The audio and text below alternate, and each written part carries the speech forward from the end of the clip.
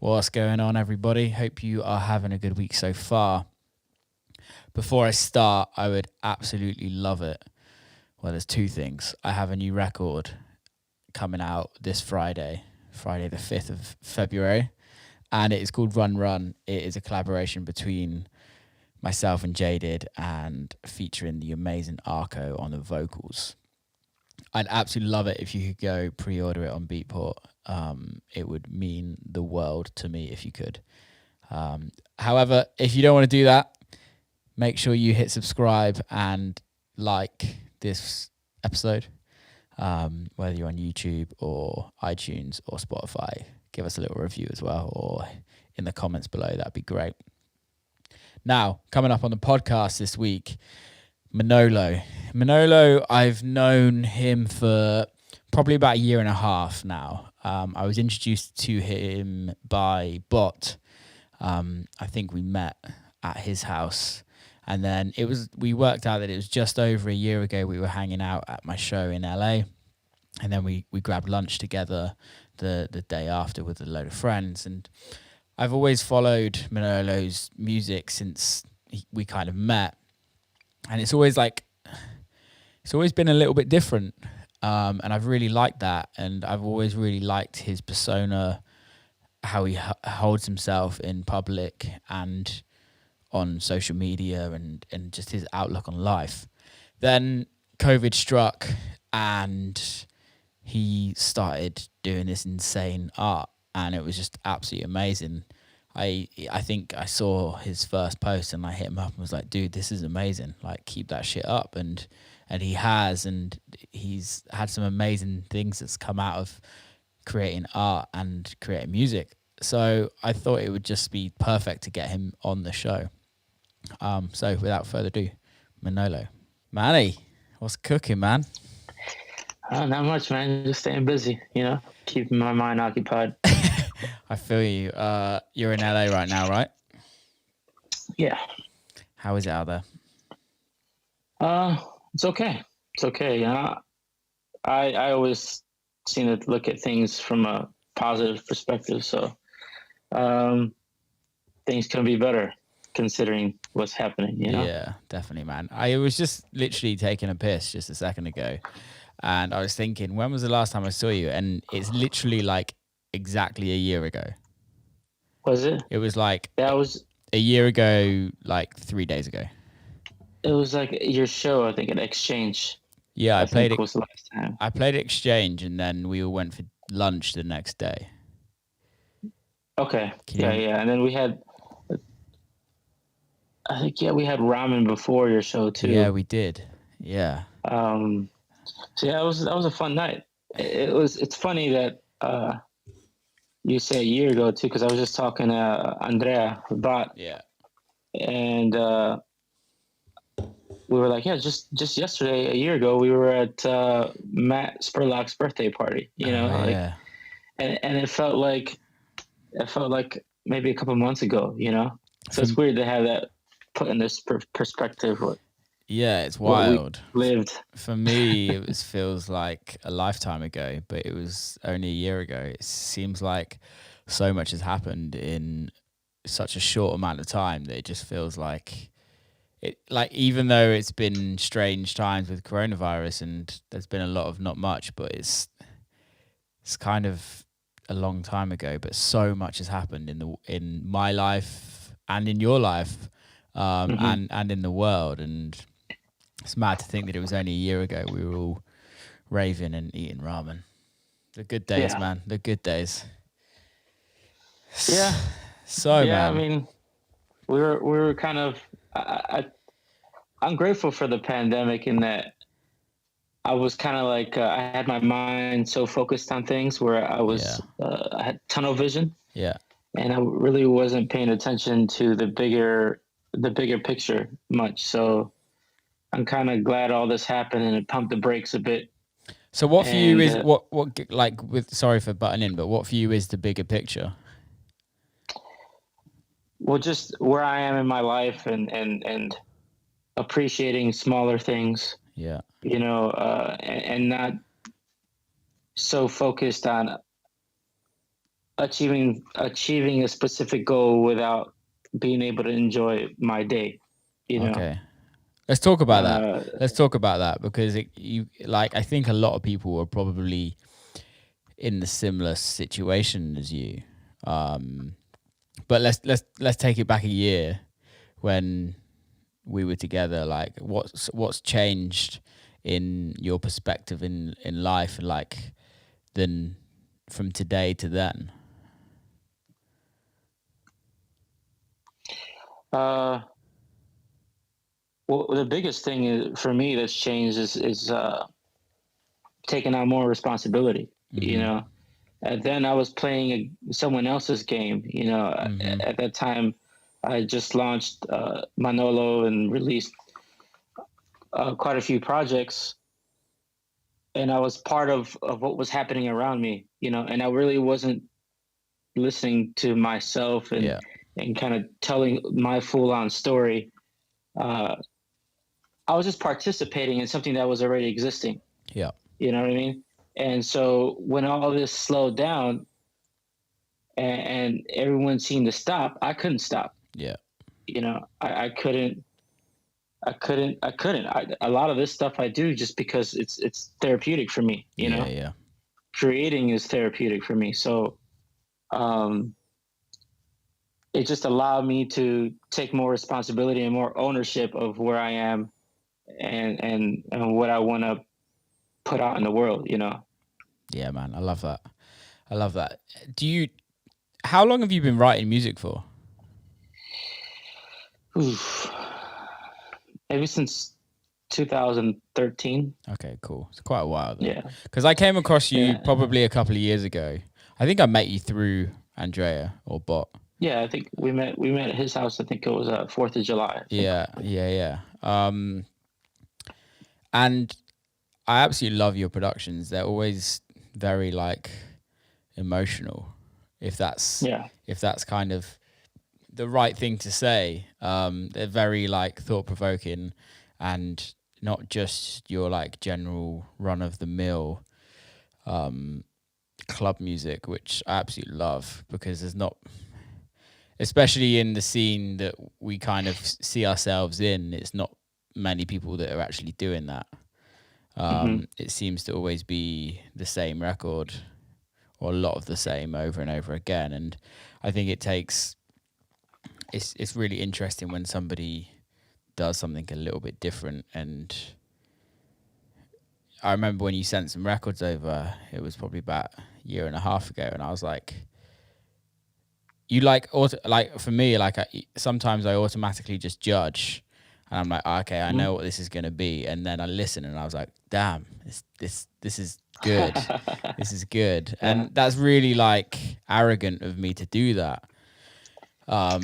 But you know how it is, the amount of promos you get sent on, or when you go through promo emails, the amount of records that are just the same. You scroll through Beatport and they're all just the same.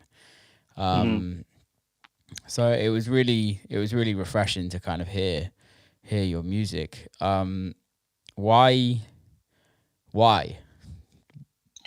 Well, thanks, man. I appreciate that, and I think early on, you know, when I moved to LA, I'm not originally from LA. I moved to LA to pursue music. Yeah, You know, and I had a whole life before LA. I had a career path I was on. I used to yeah, work as a subcontractor for the military, and backtrack before then, I started as a DJ. yeah, I was a DJ, open format. Um, and then I had this opportunity to make some money working with the government, and then I wasn't fulfilled. So after I decided to let that go and move to LA, I didn't know anyone here. I decided just to learn the ropes, you know, and what I kept on running into were people that they'll have that song that would make their career, yeah. and it wasn't necessarily them. It wasn't them. It was a song that they were either following a trend Mm-hmm. or or I don't know what the inspiration was, but it wasn't them and it didn't fulfill them. And I always thought I don't want to be that. Yeah, I've seen it happen, and you know I only have one shot at being me and doing this. So if it's gonna work, it's gonna be me. Um, and that was one thing that it also took me a long time to release music because it takes a lot of courage to sound different, a lot Yeah. for me. Yeah. Uh, I was always surrounded by people that I look up to, and that was also another conversation where I'm just not up to that level. Uh, you know, and there was just a point where I think I just said, you know what, fuck it. The time I have to do it now. I'm not getting any younger, and I'm happy where I was, and I just had to put something out that was me. Yeah. I have tons of music, so it was just a matter of choosing what sounded right, what felt right, and as long as it was me and it felt like uh, it felt like it was something authentic, Yeah. then I had no problem with it existing in the world. And I think there are a lot of lessons in that for me. And once I got to that point, I'm like, man, I wish everyone can feel this. I wish everyone can kind of like get over that hump and believe in themselves a little bit more to do what they want to do, Yeah. because on the other, I mean, there's really no other side. It's just another hump there, right? Like you believe in yourself and you do something, and there's another wall right in front of you that another, you know, some self judgment there, and you're Yeah. always trying to hold yourself back uh, along the way, But it's I just had to be me, I had to. I didn't care what anyone else sounded like. You Mm-hmm. know what I mean? I really didn't. I enjoyed other people's music, and I would never put anyone else's production down. But I was like, that's cool over there, but that's not me. Yeah.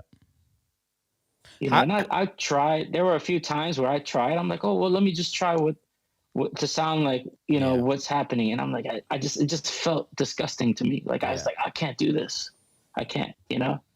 So yeah, it was just that I had, if I was gonna put things out in the world, it had to be authentic to me and at that time. Where did that where did that come from though? Like, because talking from like my perspective, it can be very easy as an artist to look at every other artist around you and be like, I want what they've got, especially when you're Hmm. kind of like starting out. Um, so the route you're going is actually the harder route. It, but it feels more real. But where in your Hmm. like, why in your life is that a thing for you? Because I think it takes a lot of people a long time to actually kind of get that. Uh, well, I have an entrepreneur spirit, Mm-hmm. and I tend to always want to learn how things work. And when I put the ball in someone else's court, it's never for the long game. I always want the ball back, and I want to do everything and control everything myself. Yeah. Uh, so that's part of it. But I don't want to go on a tangent here. I want to make sure I'm clear to what your question was because my mind goes. Go on tangents, man. It's absolutely fine. It's like we've got as long as we want. But I think I've just seen people unhappy, Yeah. with a career that was doing well on the outside, and uh, they were just a shell. Yeah. And I just didn't want to. I didn't want to experience that because you know, part of I know I'm going against the grain and I'm making things more difficult for myself. But I feel like the payout for me, not monetarily, but just the journey for me is much more fulfilling that way. Yeah, I totally agree with you on that. I think the the extra work pays off in not necessarily financial gains, but we don't do this for financial gains at the end of the day. Mm. It's still a business and we still have to make money, of course, and we still have to pay your rent and pay your mortgages and whatever. But at the end of the day, I I don't think many musicians that start out to make money last long because it takes so long to make money in this industry. And in the arts, it's not just in music, it's in anything creative. It takes you years and years to become recognized, to for somebody to want to pay for what you do. And I think when you eventually get there, or for me, when I eventually got there, I I started to learn who I was as a person and where I wanted to take my career, if you know what I mean. And I think evolution as an artist is key. But Yeah. by for you going and just doing what you absolutely love, there's not many artists that can truly say that they've done that from day one. Yeah. Yeah. I mean, also, I do these morning walks, and I was thinking about this. I think just yesterday. It's like, you you you're just a person with experiences, right? Your entire life, you take in these different experiences: music, art, TV, movies, and you take what you like and you create an identity around it, right? You take Yeah. what happens to you, you create yourself out of those things. So what a waste would it be for me to ignore that and only make something according to the market, Yeah. you know, Yeah. instead of things that influence my entire life and tell the story that way. It's much more fulfilling. It comes from a deeper well creatively, uh, and you can't go wrong. There's no bad production. It's almost like, I tell people all the time, just look at it like you're writing in your journal. There's no wrong way to write in your journal. Yeah. You just do it. You're just expressing yourself and getting things out on paper. So it's just, I treat that, with my art and with the music. It's like, just get out an emotion that you're feeling, or a moment in time for you, whether it's now or in the past, and express that. Yeah. So when you tell me my music is an emotional, that's where it's coming from. It's an emotion for what I'm feeling, or a mood that I'm trying to portray. Yeah. No, I love that. I love that. And I think it's really interesting to see it kind of happen. And at the beginning of, let's go back. Actually, I want to talk about life as work in the military and things like that. And do you think that's kind of changed how you look on life? Absolutely, absolutely. I've had that rigor, and I've had that the seriousness of every move being very important. Yeah. And I've seen the world uh, in a perspective that not many have. And I appreciate, a lot of people ask me, well, how are you so positive all the time, or things just seem to roll off really easily for me. Yeah. And it's not that I'm a pushover. I can voice my opinion at the right Yeah. time, but a lot of times it's not the right time. 90% of the time it's not the right time. A lot of the stuff that you're experiencing isn't about you. It's about whatever someone else is going through. So I think that's just allowed me to put things into perspective in a way to serve me better. Yeah. And just allow to, like, ebb and flow with things that happen to you and not be so rigid. Yeah. And with the music, like, I've lived that life. I've made money, and I've worked a 9 to 5. That's what my beard is an anti 9 to 5 Yeah. for myself. I've worked that strict lifestyle, and I made more money than most, and I wasn't satisfied. So I'm like, Yeah. I know what that feels like. I don't want that, and I'm fine if I have to struggle and create, because I not knowing what's on the other side is enough for me. Yeah. Versus, doing things for money and just feeling empty. I could create and do this all day long. Sometimes it's a roller coaster. Don't get me wrong. It's not, it's sometimes I'm like, why did I choose this path? Because it's just the hardest thing I've ever done in my life. But it's what I chose, and I'm gonna see it to the end. And to be honest, there is no end, but I'm gonna see where I can take this. No, man, you're definitely right. It's but I think that's the difference is when you're doing something because you absolutely love it and you're not doing it for any other reason apart from that it makes you happy. It's you don't need any other gains from that. You don't necessarily need the financial as much as what you can in a 9 to 5 job. You don't have those expectations. Whereas when you're doing something purely just to earn money, it's okay, how can I make the most money I possibly fucking can? And with the least amount of work I possibly have to do, if you know what I mean. Yeah. And in this job, it's kind of like the opposite. It's how much work do I have to put in to earn a bit of money? Oh, I lost you there. It's clear now. Can you hear me? Yeah. Yeah. And it's like how much, like in the music and in arts and creativity, it's like how much work do I have to put in to just earn a crust and just pay my rent and pay my mortgage and do all of that. And I think it's so important. And I really hope coronavirus has kind of helped people in this situation to be like, I can just do what I want. I don't have to. I want to do something I love, if you know what I mean. Mm-hmm. Do you think it's actually had that effect on people? No. I feel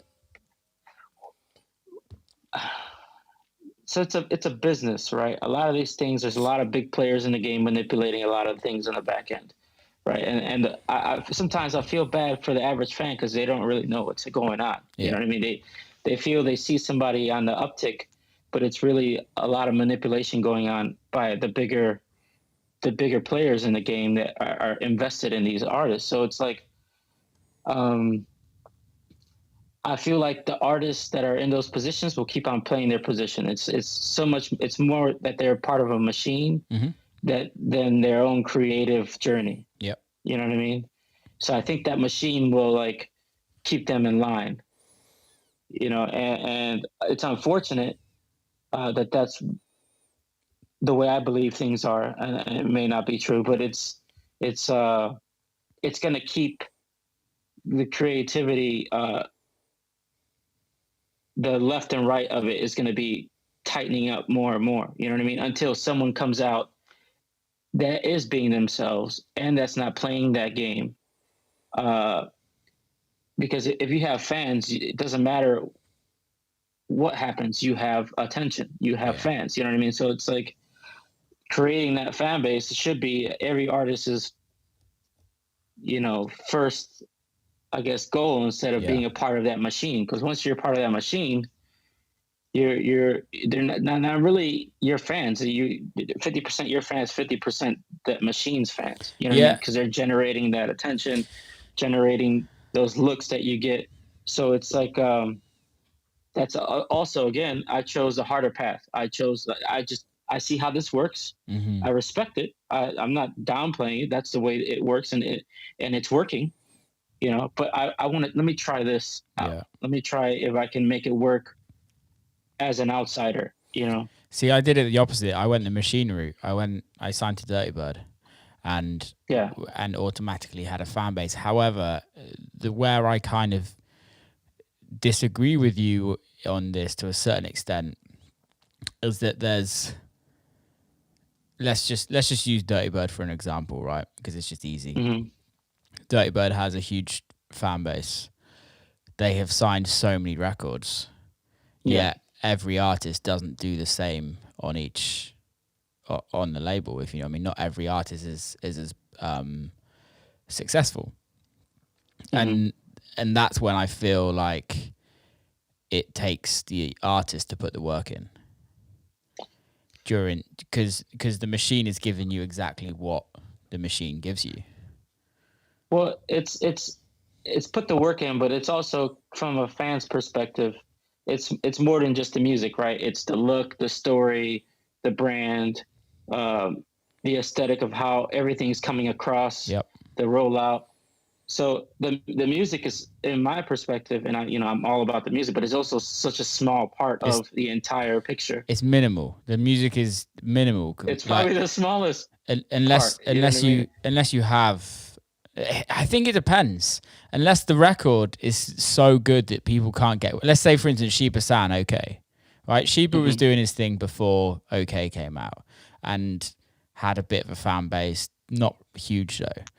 OK came out, it was the biggest record Dirty Birds ever released, and look at Sheba now; it sells out every sells out pretty much every show.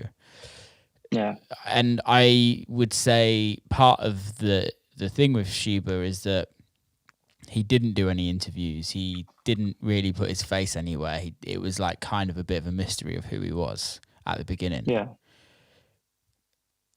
It's not saying you have to participate in those those different sectors, but they are there, and you can manipulate them to fulfill whatever the brand is. So for the fact that he didn't partake in any of that things, it created mystery around his brand for the fan.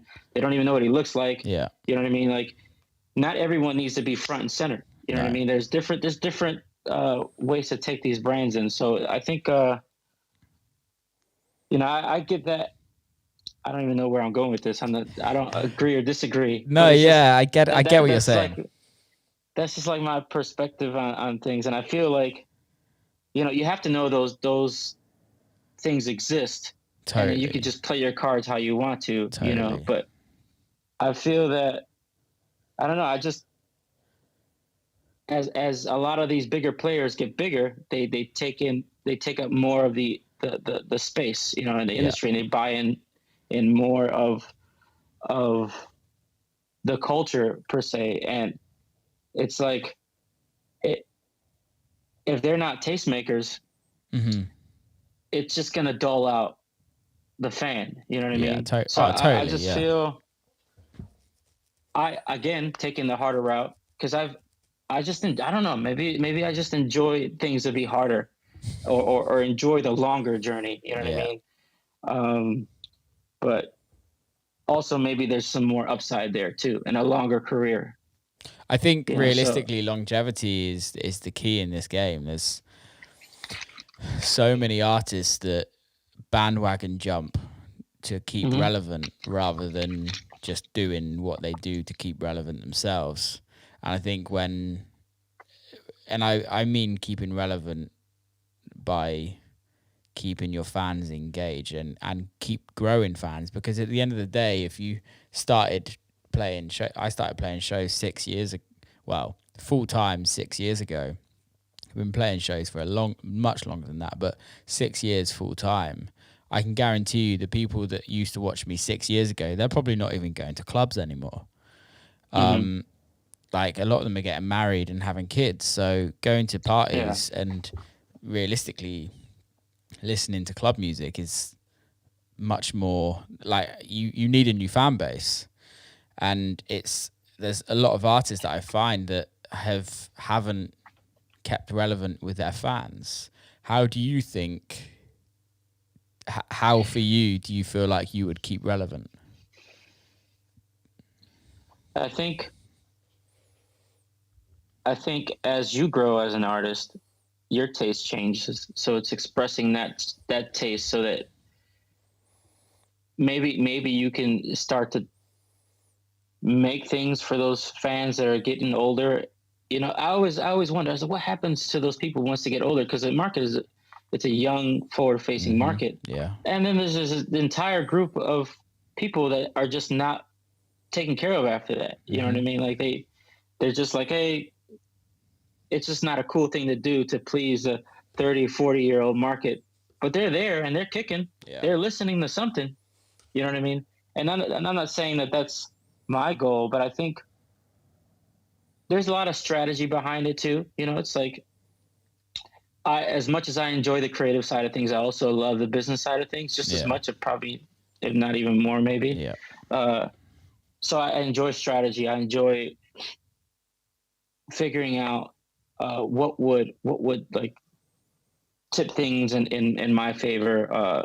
And I'm not there as an artist yet, but when I do get to that point, I'm very cognitive of that space and maybe how to do that, but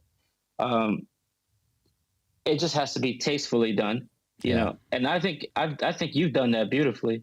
You know what I mean? Like, you know how to get the attention and then just like retract away a little bit and create I think when you do that, it's much cooler. You're not putting yourself out there completely and saying, um, "This is me." It's just like you just throw a little sample out there and let them come to me. You know what Yeah. I mean? And you did that with I can't remember the name of the record, but it was that record with the long break, and it was very short. The Designs for You Yeah. remix. Yeah. So you did that perfectly. You left it where um, I almost felt like it was open ended. It didn't really give you everything you wanted, but then you would just listen to it again. Yeah. You know what I mean? To fulfill that need for it to be longer. You know, and I was like, oh, this is brilliant. At the right time too. That's nobody was really doing anything like that.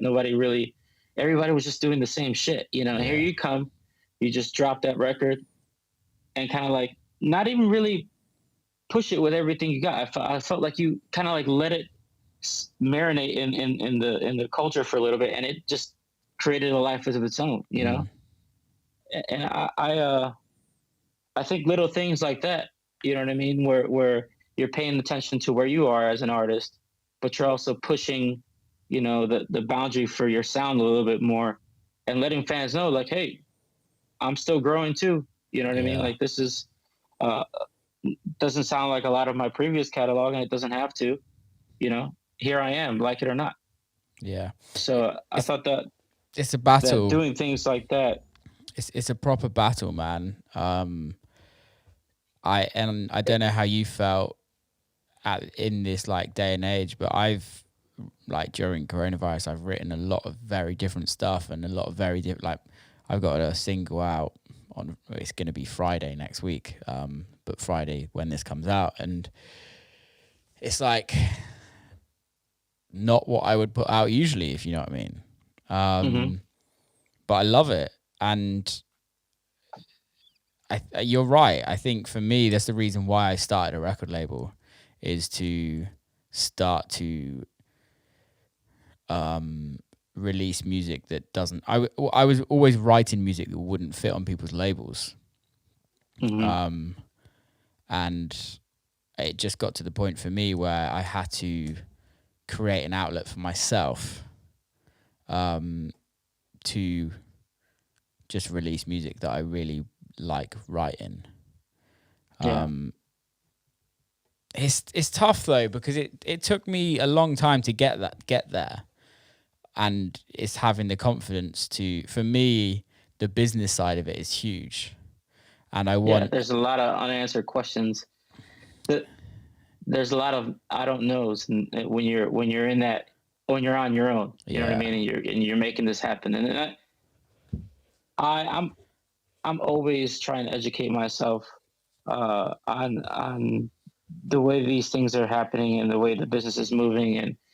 And I'm not a big fan of his music, Russ, a hip hop artist, but I'm a big fan of how he handles his business. Okay, I've not heard of him. You know what I mean? How does he do it? Well, he self releases a lot of his stuff. Yeah. You know what I mean? And he sells out arenas on his own, where a lot of these artists that are part of major labels can't do that. They have to have another artist that they're tagging along with to fulfill those spaces. You know, so Yeah. One of the things that he always said that, you know, playlisting, everybody's paying attention to playlisting. So he's like, when you submit these songs as your label, you're pressing the same submit button to these playlists that these labels are. Totally. People try to think that these labels have these connections with these playlisters. A lot of times they don't. They get turned down all the time. Mm-hmm. You know what I mean? So why not take that risk and you press that submit button versus giving them a share of what you're doing? And you know, of course, there's other leverage that they have, but I enjoy, again, the harder route, and I'm gonna just do. You know, I'm still gonna release on labels. Don't get me wrong, but I'm still gonna do my own things. Yeah, man. And learn the back end of these things, because that's ultimately also going to help my music. Yeah. No, I totally agree. I think you're 100% right when it comes to the self-releasing thing. And like major record labels, there's a difference between an artist and somebody that's just put out a record that's done really well, and you'll see this on Spotify and Apple Music. Well, you don't see it on Apple Music because they don't show you the stats, but you'll be able to see like the first few records that were signed to a major that had millions of streams, and then they do another release on a smaller label and it doesn't have as many streams, or they try and do a show and no one turns up. And there's a difference between, it's really interesting. I talked to my manager about this a lot, and it's almost like there's two businesses now. It's almost like it used to be like music and music sales and fans are one, right? Like if you sold 200 records, you could probably sell 200 tickets. Where now there's artists that stream millions of streams due to playlisting, but they couldn't even sell 50 tickets to a show.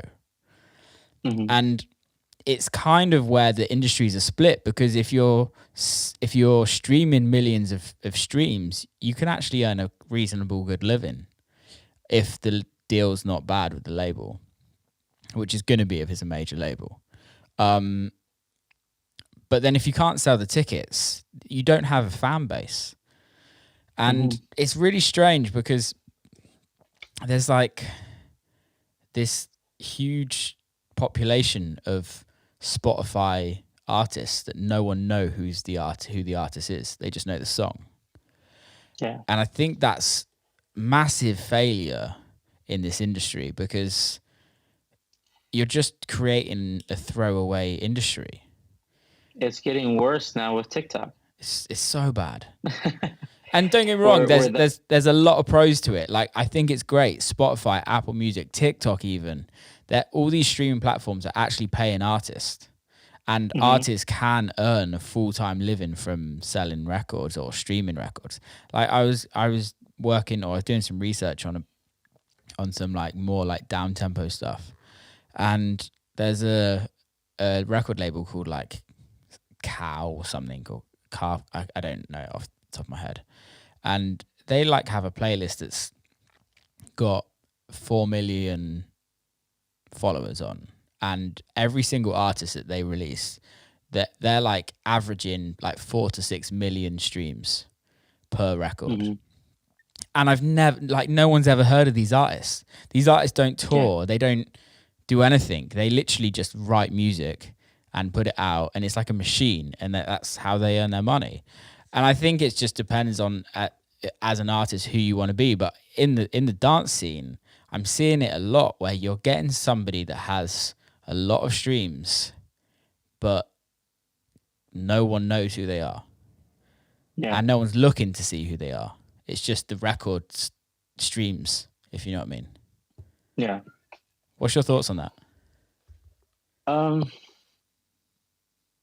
Yeah, I mean, it's someone figured out how to make money on this platform. Maybe they don't even care about building up a brand.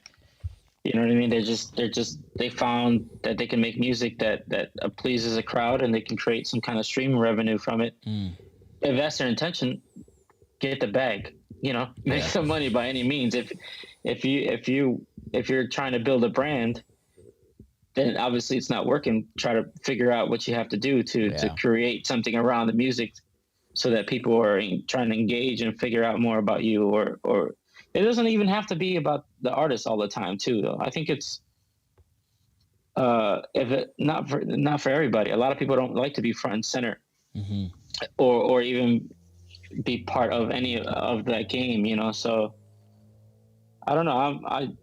I know it's getting worse with TikTok, and that people know these songs, and you know, you'll come across that page, you're like, hey, I'm the guy that made that song. People just don't give a fuck. You know, they're like, oh, that's cool. Next. You know what I mean? Like the turnaround is even worse than it was when Spotify was starting. Yeah. You know, where I can imagine songs being even 2 minutes now, you know what I mean? Like, or less. So it's just where things are. You know, I'm not one of those purists that wish things were the way they were before. I don't, because that's not how things work. No, Definitely not. that's not. It's nice. It's nice to think that, but you got to be thinking ahead if you're trying to really be part of what's happening uh, and make this a long career. It'd be nice to be nostalgic about things, but that you're just wasting time, You, wishing things were the way they were. I also think people like it is great to look back on times, but at the end of the day, pre-internet, like it was a handful of people that was successful in music. Now the internet's like Hmm. a fuck ton of people are successful in music, and at the end of the day, I want a world where there's more creatives earning money than non-creatives. And Hmm. also nowadays with the internet, you can actually earn a very good living from being a creative and just doing everything online. Yeah, I think I think this pandemic put that into high gear. You know what I mean? Where it forced everyone to work from home and forced the industry to match Yeah. uh, that as a new norm. You know, and I feel like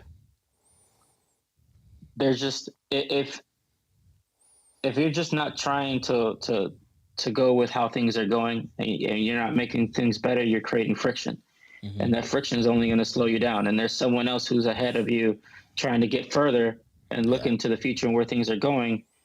You're just going to be left in the dust, Totally agree. and it's nice. It's not, I think about it often. I think about how things used to be, but that's not going to serve me. It's not going to get me where I want to go. So it's like, hey, let's figure out where we want to go. You have to. Let's figure out where. You have to, man, because otherwise you're going to be one of those people that gets left in the dust. No one Mhm. else is looking out for you at the end of the day, and I don't mean that in a No horrible one. way. No one's looking out for me. The last thing I want to do is like I'm always thinking, okay, what's next? What's next? You might have a record that's super successful, but it's what's next. Like that record's not going to be successful in 5 years' time. Yeah, people might be nostalgic about it and be like, oh, can you remember that record? But Hmm. at the end of the day, it's you've got to just keep going. Yeah. And the people that are successful are the people that just keep going. And that's in anything, Yeah. man. That's in anything. That's in like any walk of life. You just got to keep pushing on Yeah. and do it anyway, which is a nice segment. Yeah. Do it, Right. do it. That was a big hurdle for me. With the art stuff. It was it was all so random, Before man. we start, mate, So before we start, I kind of want to go back and explain, like, I want you to explain what Do It Anyway is, and kind of what you do. Because I think there's probably some people that listen to this that don't know what you do as well on top of music. of course. Uh, so do it anyway came from uh, I just had a ton of time on my hands, due to the pandemic, and I couldn't enjoy my day if there wasn't anything productive happening, you know. Mm-hmm. So I've always been creative, All my releases, with the exception of one, I did the artwork for. Mm-hmm. Um, and I'm just a very hands-on person, and I just I've always felt like just a very creative person, So I wanted to I wanted to sketch, I wanted to draw, and my wife bought me an iPad for my birthday, and I'm just like, you know what? I'm just gonna I don't even know what I'm doing. I don't even know what kind of app I need to use. I just Google what app can I draw on. Procreate was the most popular. So I got in, didn't know how to use it, and I started just drawing, Mm-hmm. painting, drawing, whatever, digitally. And I put my first piece out, um, and I was surprised. People were like, "Oh man, this is so cool!" And even you messaged me like, "Hey, I Yeah. would buy this." I'm like, "Holy shit!"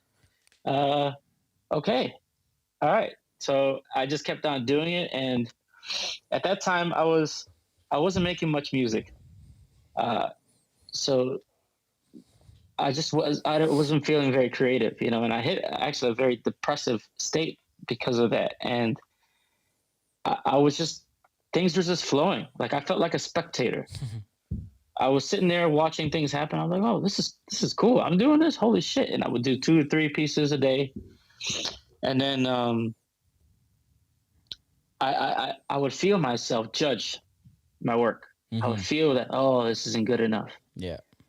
And I would just like, fuck it. I'm gonna do it. I'm just, yeah, whatever. I'm going to put this out, you know? And a lot of the stuff was very sloppy. It's very just like, I don't know, look like a 5-year-old did it, you know, Yeah. but I just didn't care. Yeah. I'm just like, fuck it. I'm gonna put it out and it makes me feel something. And I did it anyways.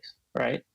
So the idea was, I'm like, oh, there's a message in this. There's something tangible that I want to get across to people that I appreciate, you know. It's like there's always going to be that voice in your head. There's always going to be that internal conversation. The judgment never goes away. But sometimes for a while, it's good to just let that shit go. Yeah. And create from just a pure space, you know, maybe even looking back and looking at it in a perspective, letting the inner child just go for it, just go, Yeah. you know, and just don't pin it down, you know. So I remember I was making the zine, the little magazine of all the artwork, and I had to create some kind of cover art, and I was like, fuck it, do it anyway. I typed it in there, created the font, put it in there, and I don't even know what it really meant all 100% at that time, but it just resonated with me. I'm just like, and yeah, it once I put it out, and it just landed even more. The message landed even more internally, where I'm just like, okay, there's the voice is definitely there. The judgment is definitely there. So let's control it a little bit more, or let's just create from a fun space, Yeah. you know, instead of judging things so much. And it actually helped my music out a ton. I would try things that I'd never tried before because I just didn't have the courage to do that. Yeah. You know, I recording my own vocals on a song. I did that after I did the art. The art was making me more, I guess, I was just more creative with the music, you know, so it was feeding off of each other. The different mediums were helping each other. So that's what the do it anyways message was for me, where it was just like, hey, you know, that voice is never going to go away. Acknowledge it, you know, but also give yourself a chance to create from a free space. You know what I mean? Free of that judgment, free of expectation, free of anything. Just do it. Love it. And I remember my friend's wife was like, hey, I love this art. Maybe this is it. You know, maybe this is the thing for you. You know what I mean? Because she's not really into house music. She's like, yeah, I don't know about the music stuff, but maybe the art stuff is. And I'm like, hey, you know, I appreciate that. And she's a major in the Army, so she's tough. And she was like, I want you to, you know, are you gonna do some paintings? And I'm like, I really don't know what I'm doing with paintings. You know, right? The judgment kicked in, the normal conversation. And she hit me. She's like, well, you're gonna do it anyways, right? I was like, fuck. Mate, that's so good coming from a military person, because it's classic military mentality. It's just do it. So, you know, she actually got one of my first paintings, and yeah, I noticed that. It was when I first put the canvas up. I'm like, it was a blank canvas was intimidating. I'm like, I don't know what the fuck I'm doing. I don't know anything about acrylic paint or these paintbrushes and setting up the canvas. And sure enough, I just went on YouTube, learned a few things, and just went on there. A lot of times I didn't even really care about tutorials. I'm going to figure out how to do this. And then whatever questions arise after I did it, you know, I'll try to figure those things out. But yeah, it was a big moment for me. And I still have to remind myself, you know, like to just get out of my own way. Yeah. You know, not overthink things. If I feel like something is cool, it's cool for me. It's fine. It's fine. You know, don't worry about it. You know, just always try to push the boundary a little bit, but also just create, you know what I mean?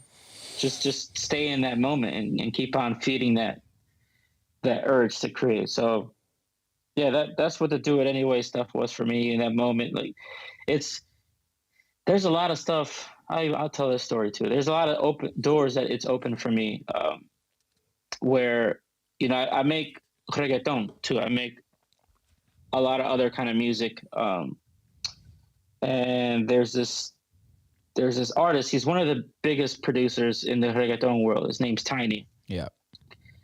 And he has this label called Neon 16.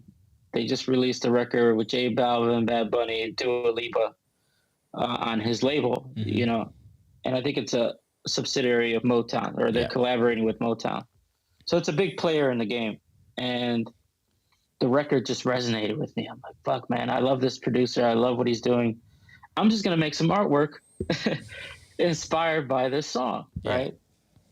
So I made like a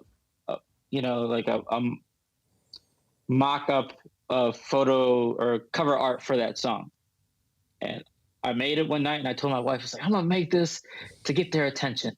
They're going to love this shit, So I made the artwork, and I was in bed. Right before bed. I was just doing this, and I was really focused. And I put the artwork on my Instagram story, tagged them, went to bed. Woke up, the A&R DM'd me.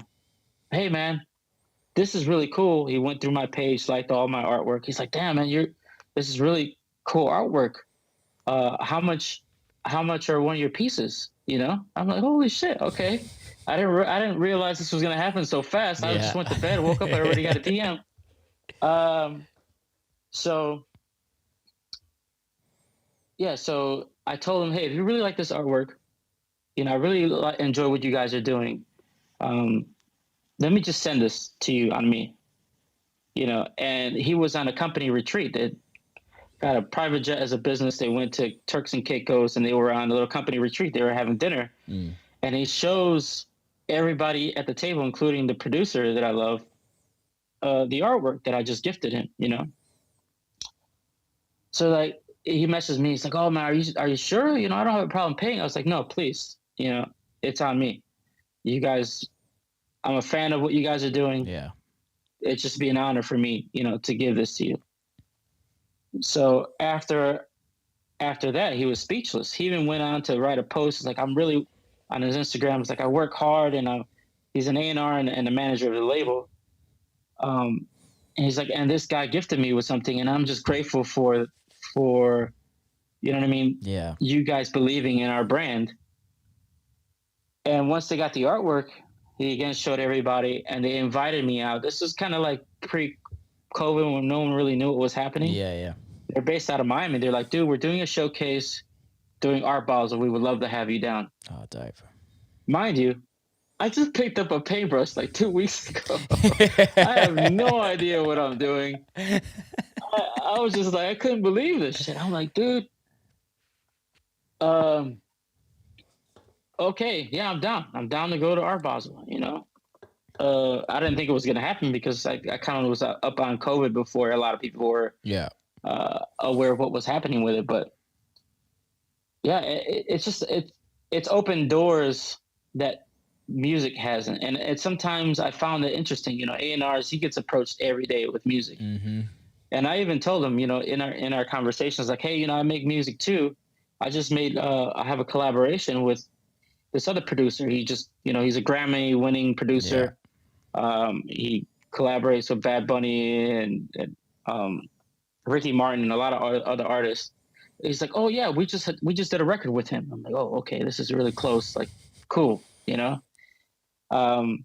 but our conversation would have ended there if it wasn't for the art. You know what I mean? 100. It wasn't for something else that I have that's still me, but another angle. You know what I mean? Coming in and expressing myself from a different perspective. So I thought that was cool. Like, that was my big takeaway. I was like, oh, well, this can open doors for me that maybe the music isn't necessarily doing. I know it's a smaller niche that I'm working in, but I just thought that was a really cool story that happened this summer. And in that conversation, like, he's based out of Miami, but every time he's going to come to LA, he's like, hey man, let's hang out and all these things, man. like all off the strength of the art, and that was, I still don't know what's going to happen with that. I still don't know what's going to happen with that relationship, because he's the biggest reggaeton producer right now, period. But I You know think what I that's mean? the thing, is that it's actually,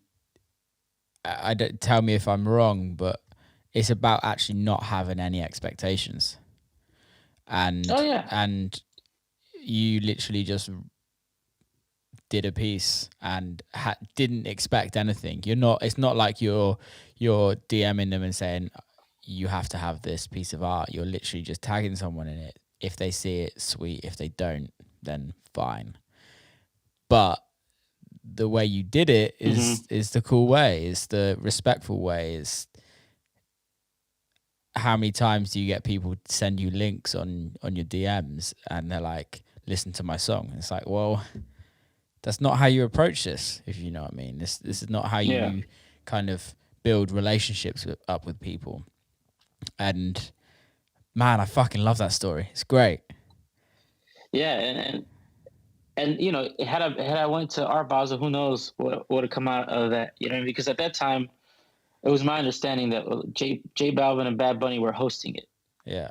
So it would have been kind of like a big deal. But even then, that connection's there, and that story is amazing to me. And I will always have that story with me, and the opportunity is endless there. It's an open-ended opportunity there, and even not even opportunities. We're cool now. Yeah. I talk to them. We talk about sneakers. I try to talk about anything but music with him. Yeah. You know what I mean? So it was a cool lesson for me, in that, I also, if you put that energy out there, I feel like I've been experiencing it since the beginning of launching this brand with Manolo. It comes back tenfold. 100%. It comes back in ways that you could just never imagine, and that little bit of extra effort goes a long way. I even have another story about that. I don't know if you mind. Go for it, man. I want to hear them. They make me happy. So there was a time where Manolo just launched.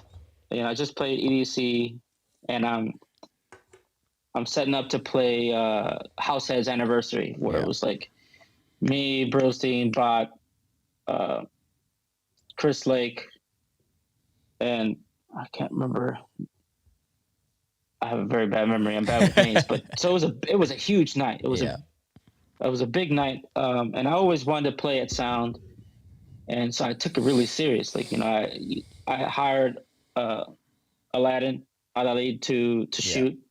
I created a shot list for the night. Like, this is what I want. This is what I want. From the night, just execute on these things, and we'll be good. And everything went as planned. I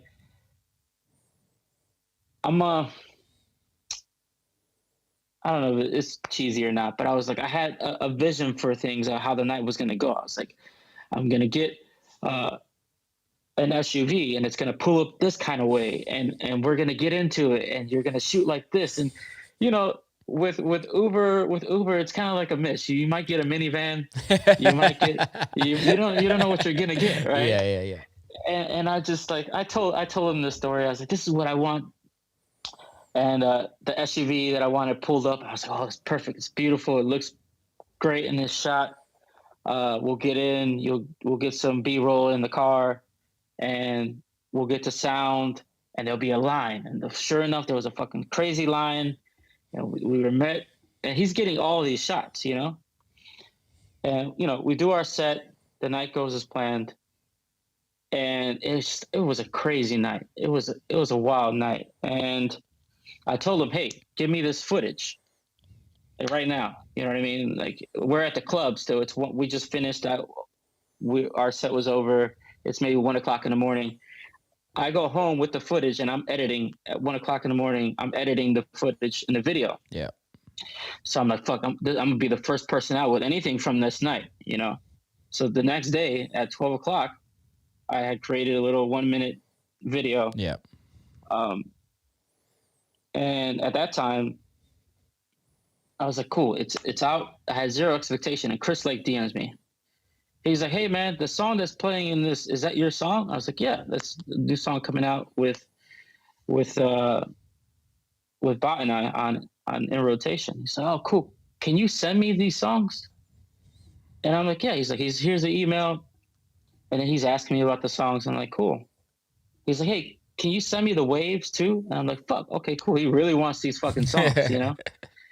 And for me, I'm like, holy shit, that little bit right there was a huge payoff where my wife was like, go to bed already. It's already late, you know, like it's time to go to bed.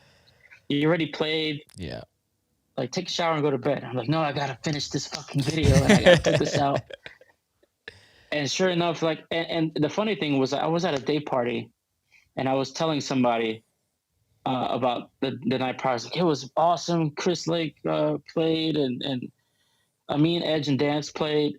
And just as I said Chris Lake, I remember my phone, you know, had a notification. I look and it was Chris Lake DMing me. I'm like, what the fuck is happening? You know, like, I couldn't believe this shit. I'm like, my friend was like, are you okay? I was like, I just mentioned Chris Lake and now he's DMing me. Like, this is ridiculous, you know? So those things keep happening over and over and over again. Even working with Andrea on some things with Bot, we'll be talking about someone, right? We'll be talking about, oh, maybe we should get this vocalist, and the vocalist will fucking DM him that he hasn't talked to in years. In years, yeah. You know? And I'm just like, dude, this keeps on happening. This is so strange, you know? Do you know why that happens though? Or why do you believe it happens? Well, there's an energy that you're putting out, right? And I don't know if there's biology around it. It's an actual thing. There's an energy field that if you're strong enough and if you're pure enough and clean enough, it's even stronger. Whatever you're putting out in the world, and they receive these things, you know. Yeah. Whether it's just a feeling or emotion to just hit somebody up. It happens all the time, you know, where you're thinking about someone and they text you. Yeah. So it was just, you know, for all of 2019, if you see any pictures of me playing, I wear a hat that says, it has a Marlboro logo and it says Manifest. Yeah. The entire year, I'm like, dude, these weird things keep on happening, and I'm just gonna keep on going for it, and you know, and keep on doing what I'm doing. But it's a wild ride, you know what I mean? As a spectator in it all, you're just like, oh man, this is just amazing. And even my wife was like, what? That next morning, I was like, hey, see, you wanted me to go to bed. I didn't. I finished this video and I put it out, and then even with the Bad Bunny stuff too, I was like, I'm gonna make this. The intention. I remember it came from a wholesome place. Like, I'm gonna make this. They're gonna love it. And I woke up and that A&R messaged me. I'm like, oh fuck, you know, you do it without expectation of it really happening. That's the thing. But it feels like it's gonna happen. That's the thing. Like, I'm gonna do this. It's not expecting that anyone's going to do anything for you or give you anything or let you win or anything like that. It's just, it happens, man. It happens for me. It happened as well. Like a lot of times in my career, especially when I started doing my own label side of things and kind of stepping away from the Dirty Bird and moving more into like the kind of the techno sounds, it happened to me, man. Like people were hitting me up that I would never thought would hit me up. People were playing records of that I would never think they'd play my records, if you know what I mean. I didn't even know if they knew who I was. I don't think they even knew who I was. Everyone thought I was fucking American for a long time. But if you're working towards something and you just work and focus on that thing that you want to achieve, it does eventually come. But you can't be at the point where, or that I find is that it will come when you least expect it. It will come when you least want it. The more you want it, the less it will come. And the minute I hold my hands up and be like, it's never going to happen, that's when it happens for me. And And I think for me, it's more that acceptance of it's just not your time yet. It's just not now. Yeah. It's just whoever's, I'm not religious at all, but whoever's looking over you or whatever energies you're giving out or whatever, it's just not, it's just like, nah, mate, you got to wait a little bit longer and we're going to make you sweat it out for a little bit longer. Oh, yeah. And then, bam, when you're least expecting it. In a form that you would least expect it coming too. Like it's cool too moving forward with no expectations, because then you're open to anything happening. Yeah. You know, like that's another thing I learned with COVID is that I was very specific in what I wanted. Yeah. And so that I didn't allow those special moments to occur. I didn't give much space for that. I was maybe too militant in exactly what I wanted out of, a certain path. So I learned to let go of those things and those expectations, and even with the art, even more so. Like I'm still grateful that people buy my stuff. It's sometimes I get competitive. I'm like, oh fuck. I tell my wife, I was like, this has to sell out in 48 hours. I'm gonna be pissed. And I'm like, fuck, people would just want to buy my stuff. That's good enough. Yeah. Whether or not I sell out, even just selling one, so it's keeping yourself in check and keeping like the ego, like, yeah, all right, go sit down over there. It's gonna be all right. Dude. Yeah, man. I have that every show, every single show. And my manager must hate me. It's like, he're like, dude, you sold 500 tickets. You sold 800 tickets. And I'm like, well, is it sold out though? And he's like, well, no, it's not sold out, but you still sold like 800 fucking tickets. Yeah. And I'm like, yeah, but it's not sold out. So don't fucking tell me until it's sold out, because I'm just going to be stressing about it. And then, yeah, man, I totally relate to that. But I think that's for me, it's the want to always grow and always get better and always be not stagnant. For me, being stagnant, being stuck in one position for a long period of time, it scares the shit out of me. Can't do it. For me, I struggle with just doing the same thing and not moving forward. Well, how are you dealing with these times then? Like how are you? So the beginning of lockdown, the podcast was always something that I wanted to do, which is why I stopped my radio show in 2018 or 2019. I stopped it, November 2019. And the podcast was something that I always wanted to do. And as my tour started last year, I bought all the equipment. I bought a couple of the microphones when I was in Detroit, and then coronavirus happened, and I was like, this is kind of perfect time. So I started the podcast.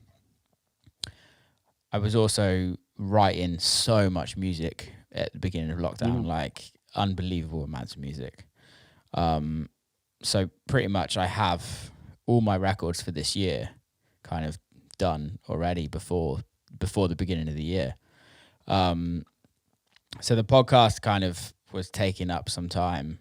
Writing records was taking up some time. And then towards the end of last year, I was kind of struggling in the sense that I just feel like I haven't achieved anything new. Like there's nothing like, what is life for me, if you know what I mean? Why, like, there's only a certain amount of music writing I can do, because realistically there's only a certain amount of music I can put out. And I know that's I know that's untrue. I could put out a record every week, but I want the records to be the best quality I could possibly put out. And I know that every record I write isn't my best quality, if you know what I mean. Just like I'm sure it's the same for you with music and art, if you know what I mean. Like every painting you do, you're not going to love. So I was just like, what the hell am I going to do? So I during also at the beginning of lockdown, I started working on a couple of other businesses outside of music, and they're kind of progressing forward more. And now I'm starting like another project for my food page, and kind of going to build a few things through that. And realistically, I just like to always be doing something productive. I don't know about you, but just sitting down doing the same old, going in front of the computer trying to write music when your head's just not in it because you're thinking about everything else, and you're thinking about, why am I doing this? What's it going to get? Like, what am I going to get from this? If you know what I mean. I'm not in the mood to write music. And also I've just been training loads. I've just been like, I live in a beautiful part of the world, so getting out and consistently training and getting to just go in nature and just enjoy it, really. That's kind of how I've It's done it. kind of you have a beautiful life.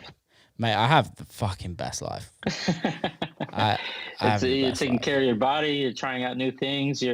I feel like maybe the podcasting stuff, maybe, I don't know, really gratifying. I mean, you're meeting people and you're learning, you're having these conversations that you never get to get because everyone's always passing. Everyone's like, hey, green room conversation only lasts 10 minutes and you're bound to be interrupted by somebody. Yeah. So it's like now you're having these long conversations that mean something, and they're sharing it with your audience that means even more. I listened to your Shadow Child one and I'm like, holy shit. I listened to the whole thing, one sitting, and I'm just like, man, I got a peek into who he is as an artist that I never knew. Yeah, man, I totally agree. I think for me, I've said this so many times on the podcast, is that I would never, all of these conversations, I would never have had. Like, even this conversation that you and I have, like, from the day I met you, I knew that, like, we'd get on and I knew we could have a good relationship. But we would never in the room for longer than an hour together. And we were never together. We were, like, with other people. The conversations never just concentrate on you and I. It's literally everybody else. And some of the conversations I've had is just purely when it's just you and one other person, you can talk about whatever you want. There's no distractions, no mobile phones, no one asking for a photo, no one bringing shots, no one doing this, no one doing that. And I don't feel like we have conversations like this in our everyday lives, like, ever. Yeah.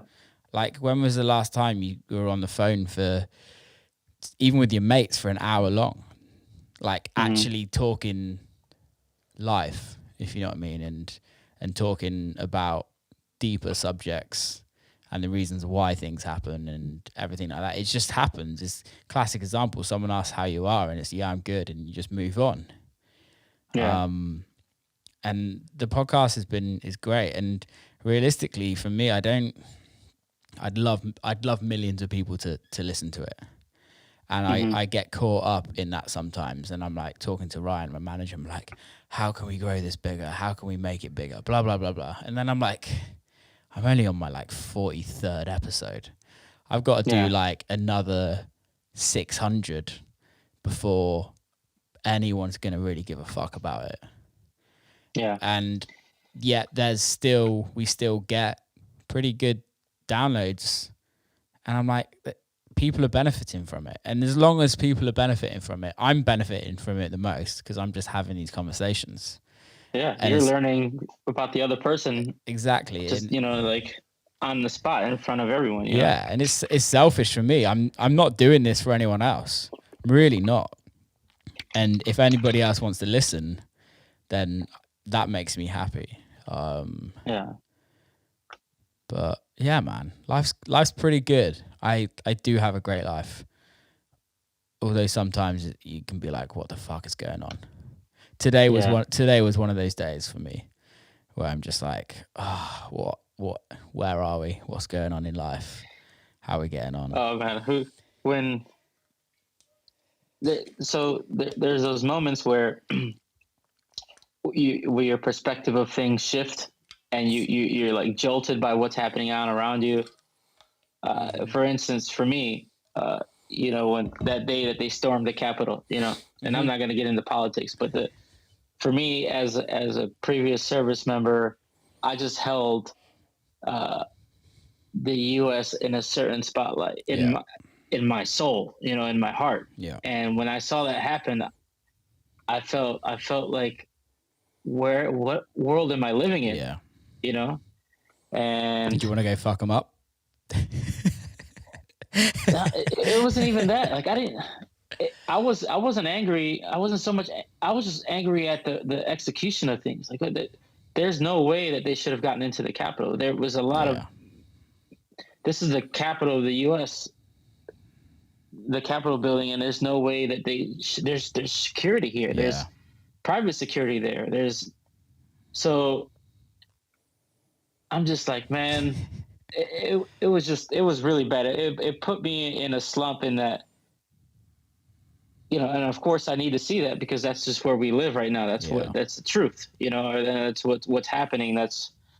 But there's those moments where your perspective of what's happening shifts because of something major, Yeah. And for me, that was big. That was a big moment because a lot of my identity comes from me being proud to be American, to be a veteran, and there's certain things that just don't happen. And there was one of those things that happened, you know what I mean? That just shifted me, but yeah, I get what you're saying. Those days that even today with what's happening in the stock market and a lot of manipulation going on, and with one side always winning when they're losing, the game gets manipulated so that they don't lose, so it's like, well, fuck, is all this shit fake? You know what I mean? We're just keeping occupied until we die, and then that's it, and they're just keeping us busy and working and supplying something bigger and being part of something bigger. And that's another reason why I'll be happy at least being a creator. I'm creating, I'm doing something that means something to me, and it's connecting with other people. So no matter what's really happening, at least I'm doing what I love. And I told, there was a Mega Million lottery that happened the other day. And I was just talking about, we don't play the lottery, but my wife and I were talking about it. And, I don't even want that money. I would never want that kind of money. I'm happy with the pursuit that I'm on right now. Yeah. If I got $100 million, I'd be doing the exact same thing I'm doing right now. With just being a little bit, I would just donate more and give more. You know what I mean? But as far as the path that I'm on, I'm good. I'm happy with that. And so that's the biggest thing that I learned, or the biggest thing that I try to keep in front of me all the time. Is like, there's a lot of things happening all day long, but you have to find those core things that keep you happy and the path that you're on happy and meaningful, Yeah, man. I totally agree with you. And I think that's a fucking good way to end this. It's a nice little message. But before we do fully end, how can people follow you, listen to your music, and buy your art? So all my socials are Manolo was here, and the website is manolowashere.com, and all the links are on all the socials to my music. So just Manolo on all the platforms, and that's it. You can find me. I'm most active on Instagram, so come say hi. Do it. Dude, thank you so much for coming on. It's been a really, really nice conversation, and I hope we can get to do this soon again. Yeah, man. Thanks for inviting me. I appreciate you, and I appreciate where you are in your world and sharing that with me. And thanks for the invite, and I'd be happy to do it again in the future anytime. Anytime, man. Keep safe out there, and hopefully catch you soon, all right? All right, brother. Big love Peace. to you. And that is a wrap. Absolutely loved that podcast. It was I needed that today. It was really nice to just listen and kind of get his perspective on life. It was important. Hope you enjoyed it. Please share it with everybody. Keep safe, and I'll see you very soon. Big love.